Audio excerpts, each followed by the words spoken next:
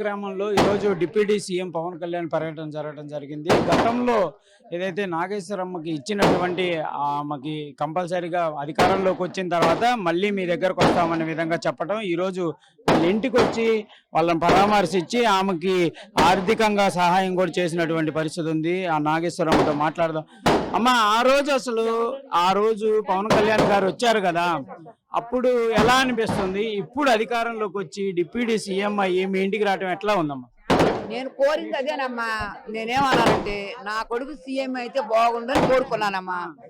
ఆ పిట్టాపరపడ కూడా దండం పెట్టానమ్మా. నా బిడ్డను గెలిపిండి అయ్యా. ఉనుపు మోసం చేశారయ్యా, అంతా తిని మోసం చేశారు.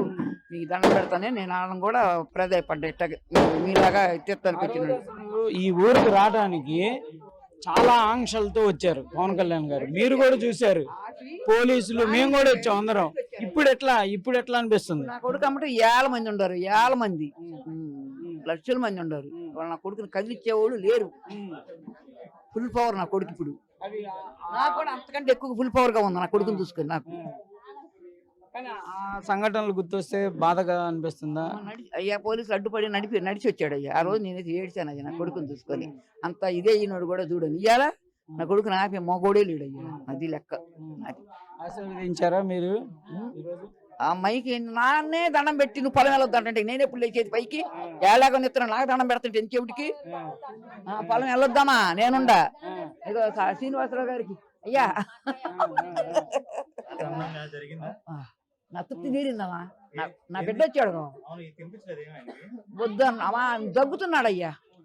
అమ్మా నువ్వు తిను నేను తిన్నట్టు అన్నాడు. ఇంకేం చెప్పేది అయ్యా నేను.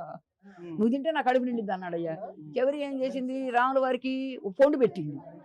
ఆయన కడుపు నిండి ఇప్పుడు ఆయన నా కడుపు నిండి చెల్లాడు. అది అమ్మా. అబ్బో అబ్బో చాలా చాలా చాలా.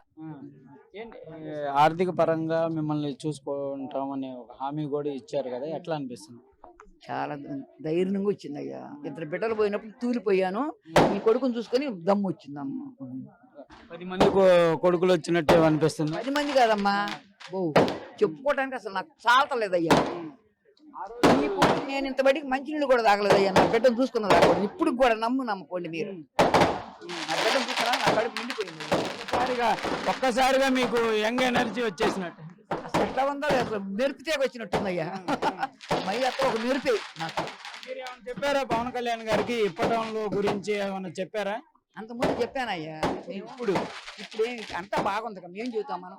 కాకపోతే ఒక బూసరగటాన్ని మిస్ అయ్యాను. అమ్మ ఏదైనా మాట్లాడాలంటే నువ్వు ఆఫీస్ కాడికి రా, శ్రీనివాసరావు గారికి నేను ఫోన్ చేస్తాను, నీకు నిన్ను వదిలి చేస్తానే ఉంటాడు. ఆయన కాడికి రా. మీకే కాదు ఇప్పటం వాళ్ళందరికీ హామీ ఇచ్చారు. మీకు దత్తు తీసుకున్నాడు అయ్యా. మా ఎప్పుడో దత్తు తీసుకున్నాడు. వాళ్ళలో నేను ఒక అమ్మని అయిపోయా. అది జరిగింది. మీకు కూడా ఇక్కడ రోడ్ ఎక్స్టెన్షన్ లో కొట్టడాలు అవి జరిగాయమ్మా? గందరగాలు చేశారయ్యా. కానీ పోరాడానయ్యా. నా కొడుకుండాడని దమ్ముతో పోరాడాను. ఏదైనా పవన్ కళ్యాణ్ గారు ఉన్నారన్న ధైర్యంతో నిలబడ్డారు. ఇంకా ఎక్కువ ధైర్యం వచ్చిందయ్యా. నాకు కదిలిచ్చే వాళ్ళు ఎవరు లేరు అనుకుంటున్నాను నా కొడుకుని చూసుకొని. ఏం చెప్పాలనుకుంటున్నారు మొత్తం అప్పుడు సంఘటన ఇప్పుడు సంఘటన చూసి? అంటే పవన్ కళ్యాణ్ అనే వ్యక్తి మీ దగ్గర రావటం, ఆయన పదం లేకపోయినా కూడా ఎవరికి దడవలేదయ్యా. ఎవరు రూపాయి తినలేదయ్యా. నా కొడుకు సినిమాలు తీసి కష్టపడి ప్రజలకు పెట్టాడయ్యా.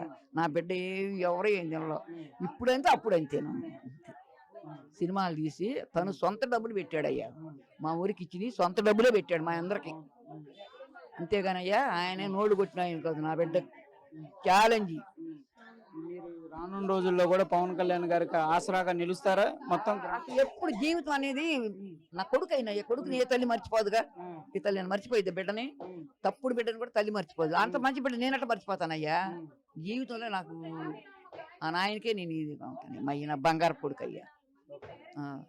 ఇది నాగమ్మ అయితే చాలా ఆనందం వ్యక్తం చేస్తుంది. ఎంతో ఆనందంగా, అంటే తాను ఒక రకంగా చెప్పాలంటే తాను కోల్పోయినటువంటి 2 బిడ్డలు ఎంత బాధపడ్డానో ఇప్పుడు పవన్ కళ్యాణ్ అనేటటువంటి వ్యక్తి నాకు ఒక బిడ్డగా దొరకడం చాలా అంత ఆనందంగా ఉందనే విధంగా చెప్తున్నారు. ఇంకోటి నాగమ్మకి చేసినటువంటి ఆర్థిక సహాయానికి సంబంధించిన దానిపైన కూడా చాలా అంటే ఇంక నాకు అసలు ఎలాంటి ఇబ్బంది లేదు. రానున్న రోజుల్లో నాకు ఏ ఇబ్బంది వచ్చినా కూడా ఆ పార్టీ కార్యాలయానికి వచ్చి చెప్పుకోవచ్చు అనే విధంగా కూడా డిప్యూటీ సీఎం పవన్ కళ్యాణ్ హామీ ఇవ్వటం కూడా ఎంతో ఆనందంగా ఉందనే విధంగా చెప్తున్నారు. కెమెరామెన్ సిద్ధుతో Sai Shankar. Local to global news at your finger tips. మీ చేతిలో ఒక ఆయుధం. Download Raw TV app. Media legend Ravi Prakash is back.